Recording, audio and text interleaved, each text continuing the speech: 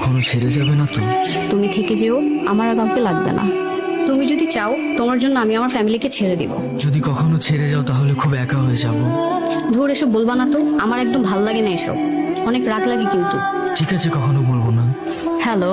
এত রাত হয়ে গেছে, তুমি এখনো ঘুমাও নাই কেন? আরে আমার ক্লাসের একটা ফ্রেন্ডের বার্থডে, ওকে উইশ করেই ঘুমায় যাব। ছেলে নাকি মেয়ে? আরে আমার ক্লাসের একটা ছেলে ফ্রেন্ড, ওকে বার্থডে উইশ না করলে ও রাগ করবে। আমাদের রিলেশনে 4 বছর হয়ে গেছে, কখনো তো দেখলাম না আমার জন্য রাত 12টা পর্যন্ত গেছো। জানার মতো একটা ছেলে আছে নীরব নামে, সেটা তো তোমার ভাই, তোমরা তো একই ক্লাসে পড়ো। আরে ও আমার ক্লাসের একটা ফ্রেন্ড, উল্টাপাল্টা ভাবতেছো কেন? ও উইশ করছিল এই জন্য আমি উইশ করছি, আর তো কিছু না।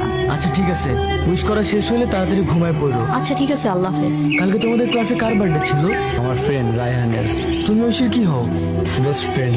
আর রায়হান ঐশীর কি হয়? ওরা তো গার্লফ্রেন্ড বয়ফ্রেন্ড। শিব নামের কাউকে চিনো? ঠিক আছে, শুনছি ওখানে তোর বড় ভাই। ঠিক আছে থাকো, যাই।